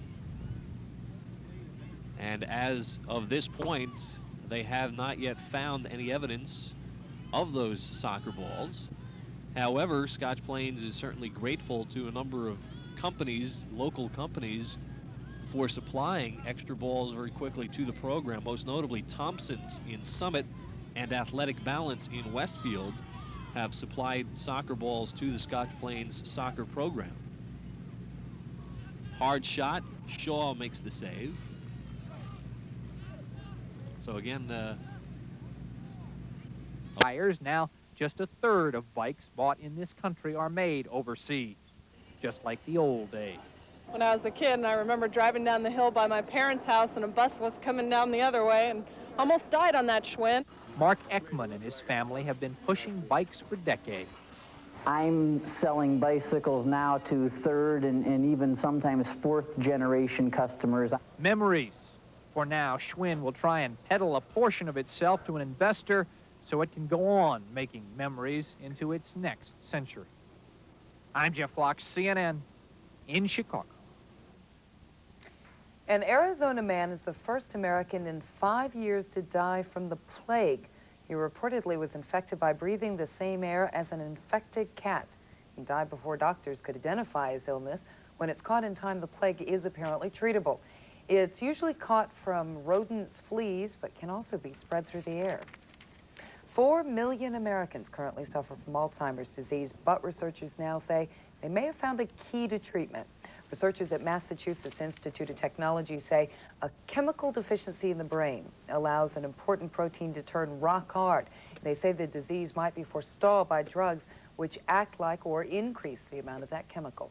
The study was done jointly with researchers from Massachusetts. Since you left the coaching sidelines, Well, you've entered a terrible profession. Yeah, called television sportscasting, yes, of which you know quite well. You're working with who? Vision Cable up in Bergen County. So our friends up in Hudson County, Secaucus and Harrison, a little close to you. They can go up to Bergen County to keep an eye on what you're doing. Sure. Right near the bridge, Fort Lee, Palisades Park. And there's some good ball up there. I enjoy it immensely. And I know you terribly miss soccer. I don't think coaches ever miss it when they're out of it. Well, you know, when you come down to the field and you smell the cut grass, see the balls out there, and you get a beautiful sunny day like this, you kind of miss it. That's true. You miss it on while you're watching the play, and all of a sudden you think about all the hours you spent at home where your lovely wife and daughter never saw you, and you were going over game films, and you were at seating meetings, and you were talking to players, trying to convince them to come out for the team. That's the part you probably don't miss. Well, yeah. I mean, sitting down wondering about lineups, I mean, it's, you know, worrying about coming in and playing a team like Scotch Plains or St. Benedict's, who we had on the schedule. That's something that you don't forget. You try anything you can to beat a team like Scotch Plains. But I remember my last year, we lost right here at this very field, 5-0. Kelleher's corner is played away by the defense, and we will have a restart for Union. But I don't have anything against this field. Of course, you also got a shot at Columbia a couple times a year in the Iron Hills Conference. That's right. That was enjoyable. Well, we didn't avoid anyone, that's for sure.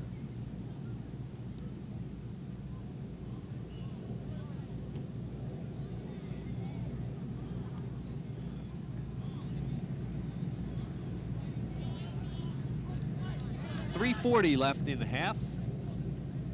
5-0 lead for the Raiders. Remember, next week on TV3, Westfield and Cranford. And then 3 weeks from today, you'll see the Scotch Plains girls take on Westfield. Deep in the corner, Mahansky crosses, no one there. Finally followed up by Alchus. His shot trickles off of Shaw's hands beyond the goal line, and it will be a Raider corner kick. You'll watch Shaw here. I think he didn't get that ball more because he's just plain out flat tired. Really. I mean, that's something that he would have gobbled up normally, but he's had so many shots on goal and so many opportunities that he's had to shun away. It's time for a hot meal and a little rest. Jamie Kelleher again will start it from the corner. Nice cross, a bit far for everyone. Winneker is going to try to chase it down, but the slope of the hill will win the battle. 5-0 lead for Scotch Plains. They will improve to 7-0-1 on the season.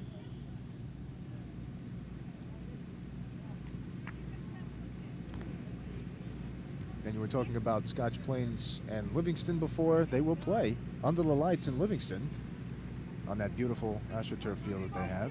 It's true. The game is scheduled for October 17th. Now, again, that is also the opening round of the UCC and a penalty just outside of the box.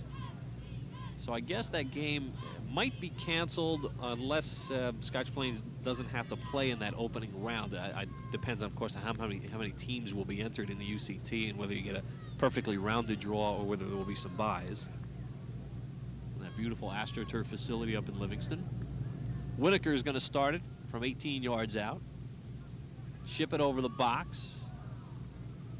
Header deep into the corner beyond the goal line. 1:36 left in the game. Coming up next for the Raiders, they will have Pingree away on Saturday. East Side here on Tuesday. They'll travel to East Brunswick next Thursday before that matchup with Livingston under the lights.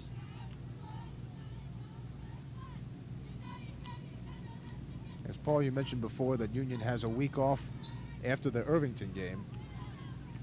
At this point in the season, you say to yourself, maybe we just need the rest. Maybe a couple of days away, come back, try to get fresh again. You know that, again, you're learning and you're just gaining experience. And it might be, you know, just the nicks and bruises. If you're on a roll, you really don't want the time off. Any team will tell you that. If you're rolling and you're unbeaten like Scotch Plains, they don't want to see any breaks in the schedule. They want to be there every 2 or 3 days. Quick reminder, the National Top 20, the National Soccer Coaches Association of America, Wethersfield of Connecticut, #1, Vianney of Kirkwood, Missouri, #2, Shenandoah of New York, #3, Sanderson of North Carolina, 4, and Scotch Plains, #5 in the nation. That is a soccer coaches poll sponsored by Gatorade. And that was as of September 27th. And again, at that time, Scotch Plains was 5-0. Since then, they of course have won twice and tied once. But that was the most recent poll that was available to Tom Brzezinski. Under 1 minute, 5-0 our score. Bowser takes it in deep. And before Bowser can even get off a shot, time has run out on this game. A well-played first half by both teams, but the experience and the strength of this Scotch Plains team, the 5th best in the nation according to the Gatorade poll, just came through in the end. Again, the final score, Scotch Plains 5, Union 0. We'll be back with our post-game show right after this. There I was, just a little totalitarian dictator trying to run my government as best I could. Electrical charge. And the apple winds up with a uniform coating of powder on all sides, showing that the electrical attraction was strong enough to capture powder particles as they sped past. While the research continues, the first commercial versions are already in use on farms and in plant nurseries. Greenhouse owner Gip Marchetti has been using the system for 3 years. It definitely covers better, uses less chemical, and exposes me, the sprayer, and my employees less than any other sprayer that I've ever had. Dr. Law says by reducing waste, the system cuts the amount of chemicals needed by half or better. U.S. farmers use 800 million pounds of pesticides. Never be repeated. So the electrostatic system has the potential to eliminate 400 million pounds of chemicals entering the environment every year, at a savings to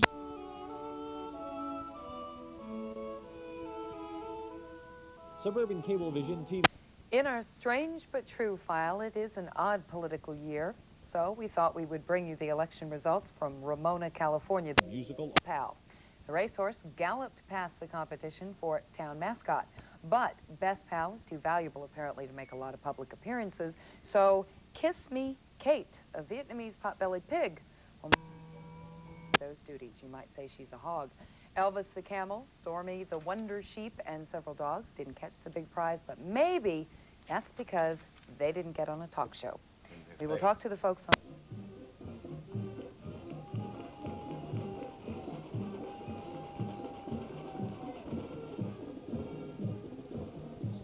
Suburban Cablevision, TV3. 5-0 the final score. The Raiders of Scotch Plains continue unbeaten on the season. Joining us, a couple of players who contributed to the victory. Josh Winneker, first of all, congratulations on the win. This is a Scotch Plains team that people have been saying since the beginning of the year could be one of the best in all the years, and that would really be saying something. Well, yeah, we have 9 returning starters and 17 returning lettermen, and coming off a state championship season, you could say that about our team. I'm sure you have faced this year, as you did with Union here in the first half today, teams that take more of a defensive posture against you and just really want to try and almost get to a 0-0 score for the most part as a moral victory. Well, as you can see, they didn't play many people on offense. They packed everyone in the defense. So what we wanted to do was play the ball out into the wings and spread everything out, maybe pull them out because they bunched up so much, and cross it in and look for the head balls. You had a chance to score the first goal of the game on the penalty kick. When you're in the situation with the penalty kick, what are you looking for? You're trying to read the goalie, or do you have a set idea where you're going? Well, I have a set idea of where I'm going, and usually it works out for me, and I'm pretty successful on our goals here. So I wasn't really concerned about what he was thinking or what he was doing. I just went with my shot. All right, Josh, thanks very much for coming by. Goal and an assist today. Corey Brelinsky, come on in here. Corey, you had a tough day today. You were all over the field, but yet their keeper, Eric Shaw, was all over the nets. Yes, you're right. He was unbelievable in goal today. He stopped about 30 shots, I think, our scorebook had. And I believe he's only plays on the state team, I believe I was hearing, and he's a really great goalie. And I don't know. I know it's frustrating on a day like this. When you practice, and you guys have to practice against a great one also in Brackie, do you almost get used to someone making the great saves? Does Brackie in practice help you for a game like today? Oh, yes, definitely. Brackie's a great goalie, too. He comes out of line like Eric did today, and he's one of the great ones. And can't really do anything about that, but just keep trying and pick your head up and keep hustling. You've got a tough schedule, St. Benedict's, East Brunswick, Westfield, and then, of course, the other teams through the conference. Everyone is shooting to beat Scotch Plains. Even if they're 0-10, that makes their season. Is that pressure, or do you like it because, hey, we're the best? Well, pressure, yes, to try to stay undefeated and stay on the top #1. But it's kind of like a roller coaster, because we'll get a hard team, and as in Benedict's, then we'll go down to a Linden, they back up for a Westfield, and back down to like a Summit, and we just try to keep our heads focused and try to stay in the game. All right, Corey, thanks very much for coming by. Congratulations. Good hustle today. As soon as Tom Brzezinski gets done with his post-game interview over there, Mike, why don't we let Tom hop on in here? Coach, you're a popular man here in Scotch Plains. We had trying to get some soccer balls. Well, we tried to get you some during the game. Hopefully it worked. You know, Union put up a good struggle today in the first half. They took that defensive posture. They played the offside trap well. You're going to see that from a lot of teams this year. Is that something that maybe at the half you had to tell your fellas, hey, we're going to see a lot of 0-0 games, probably more as we get near the states and the county tournament? Yeah, well, like I said, you know, prior to the match, Paul, you know, Shaw's a pretty quality keeper. And they packed everybody back in there, and we have to learn to deal with that. And we talked about it at halftime. I told them I thought they were really playing nice, you know, knocking the ball around very beautifully, and the only thing is we just weren't finishing. And sometimes it takes time, you know, it takes time. You got to relax and hold it, and knock it here, knock it there, but eventually, when you have as much offense as we do, it's hard to, you know, stop us for 80 minutes. In a game like this, do you almost rely on one of your strengths, this senior leadership, and let the seniors talk to the fellas because they've been through games like this before, and let them talk to the younger fellas? Yeah, well, yeah, you know, the senior leadership helps us, but we have so many seniors out there. There's not too many younger ones out there. I mean, Keith Joy is only a junior, but, you know, he's like a senior almost. He's a 3-year varsity starter. No, I think, you know, their composure. They've played a lot of soccer over the last 3 years with the school, with the town program during the summer and stuff, and they're pretty composed, and we've seen it a couple times already this year. The match we had prior to this with Summit was very much the same way. They push everybody back, and we just have to learn to relax, take a deep breath when that opportunity for a shot arises, and sink it, you know, put it in the back of the net, and that's a key to, you know, a good team from an offensive end of it. All right, Tom, thanks very much for coming by. 5-0 win today. Congratulations. Thank you. We always enjoy TV3 and hope we'll have it back again next year. All right, and maybe we'll see you a little bit later on in the season, possibly down at Trenton State again, as we did last year when they won the state championships. And, Mike, we saw them last year win the states. The team is just as good, if not better. I mean, they certainly have to be considered one of the favorites to not only get back to Trenton State, but certainly win it all in Group 3. What makes this team so strong is the balance. There's really no stars out there. You look around and you have the 11 players on the field, you have 5 or 6 players that come off the bench, and really, you don't get tired out there. These guys just knock the ball around, as Coach was saying, and they're just a terrific team. I'd be surprised if they were stopped anywhere along the line. On one hand, no stars, and on the other hand, all stars. They are just a strong team. Every one of the 11 who are out there, and then the subs really put on a great show. Union with a nice performance today, but Mike, they just, you know, again, strength, the experience just told the story. If there's anything that Jim Jeski's club can get out of this is experience. Of course, they're a young club. They're getting experience. They'll look at me and say, you're crazy. I mean, why do you want to lose 5-0? But when you play teams like this and you're a sophomore and you're a junior and they even had a freshman starting at sweeper, you're going to learn from these things. And Union's going to be a better club for it, and you're going to have to watch out for them maybe next year. All right, Mike, thanks very much for your analysis today. That's all for today's game at Wexler Field. Once again, are they the best in New Jersey? You've seen them. You can decide for yourself. the Scotch Plains Raiders with a 5-0 victory. For Mike Kersey, I'm Paul Spahala. We thank you all for being with us. And again, next week, you'll see another great team from New Jersey, the Westfield Blue Devils, as they take on Cranford. Good night, everyone.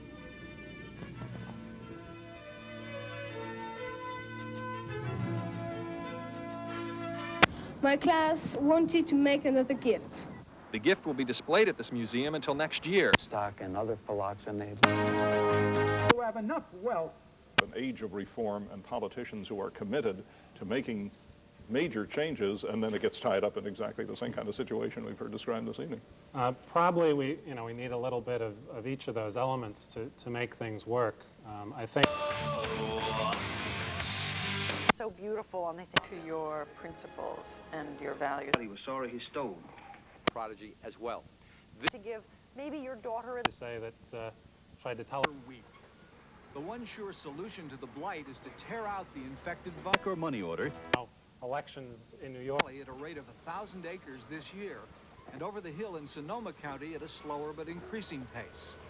The bulldozers are taking choice, expensive land out of production. It will take 3 or 4 years for new vines to produce a grape harvest. This is what we tore up this past winter and spring. Then comes a major decision, what rootstock to use to replace the infected AXR1. Dave Stair's vineyard manager has to plant next spring. Life was easy with AXR. It performed well, it produced well, it grew well, it grafted well. Now we have there's other problems. They don't graft as well, they don't root as well. Almost all premium wines come from grapes that do not grow on their own roots. Rather, they grow on rootstocks, cuttings from an originally wild grape plant that is bred to grow well under local conditions. Another grape plant, like a Cabernet or a Chardonnay, is grafted or attached to the rootstock. The combination, planted first in a nursery and then in a vineyard, produces a superior grape. Growers buy the grafted plant from a supplier like Rich Cundy, who grows several kinds of rootstock. His business is benefiting from the phylloxera problem.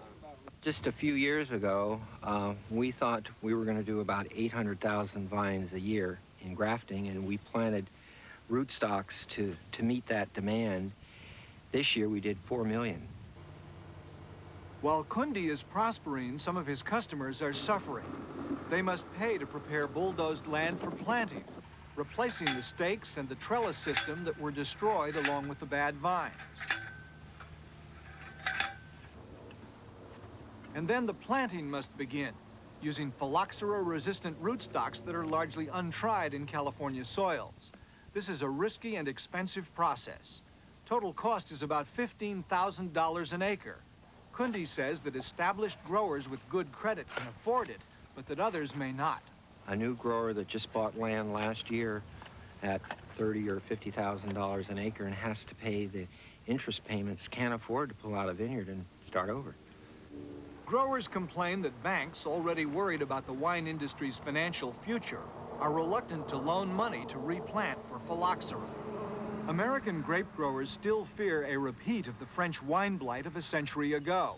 So for several years after phylloxera was discovered in the Napa Valley, it was mentioned only in whispered tones in Napa and Sonoma counties. But the label on this bottle of wine helped change that.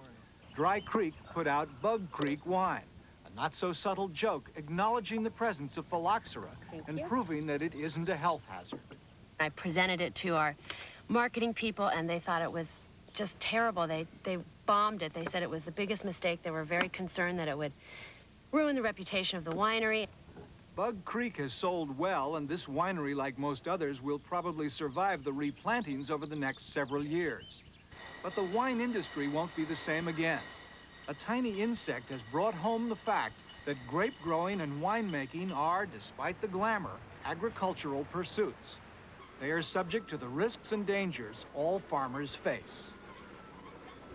The preceding was broadcast recently on the McNeil-Lehrer NewsHour, Public Television's nightly report of news and analysis.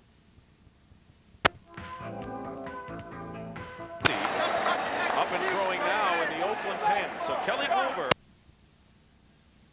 Your limousine service, while the rate among blacks was only 10%. Available leather trim.